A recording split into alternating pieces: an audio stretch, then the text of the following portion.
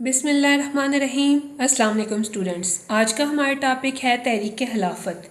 جنگ عظیم اول میں انگریزوں نے زیادہ تر فوج مسلمانوں سے بھرتی کی اور مسلمانوں کو یقین دلایا کہ ان کے تمام مقامات مقدسہ کی حفاظت کی جائے گی اور کوشش کی جائے گی کہ کسی صورت بھی مسلمانوں پر حملہ نہ کیا جائے، لیکن لادینی قومیں اپنے وعدے پر کبھی قائم نہیں رہتی، لہٰذا انہوں نے اس بات کی ذرہ برابر بھی پرواہ نہیں کی۔ جنگ عظیم اول کے خاتمے پر سلطنت عثمانیہ کو تقسیم کرنے کی کوشش کی اور اپنے اس وعدے کا پاس نہ رکھتے ہوئے اپنی فوجیں بصرہ اور جدہ میں داخل کر کے ان پر قبضہ کر لیا۔ اس میں سلطنت برطانیہ سلطنت ترکیہ سے خائف تھی اور اس کی یہ خواہش تھی کہ کسی نہ کسی طریقے اس سلطنت کا خاتمہ کر کے مسلمانوں کو قیادت سے محروم کر دیا جائے۔ پہلی جنگ عظیم میں ترکی نے اپنے مفادات کی خاطر برطانیہ کے خلاف جرمنی کا ساتھ دیا تھا، جس کی وجہ سے انگریزوں کو موقع ہاتھ آ گیا تھا کہ ترکی کی سلطنت عثمانیہ کو ختم کر کے مسلمانوں کو علیحدہ علیحدہ کر دیا جائے تاکہ وہ ایک مرکز پر اکٹھے نہ ہو سکے اور مسلمانوں کی طرف سے ہر قسم کا خطرہ ختم ہو جائے۔ حالانکہ جنگ سے قبل انگریز مسلمانوں کو یقین دہانی کرا چکا تھا کہ وہ ترکیہ پر حملہ آور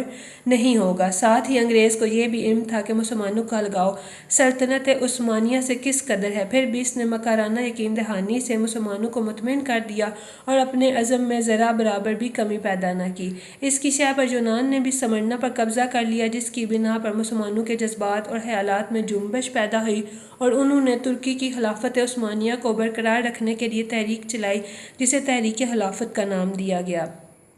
19ویں صدی کے آخر تک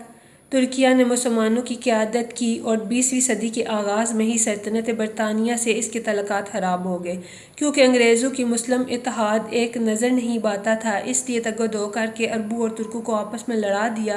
تاکہ ان کا اتحاد ختم کر کے مسلمانوں کو کمزور کیا جائے۔ اس کے خلاف تحریک خلافت شروع کی گئی جو کامیاب نہ ہو سکی۔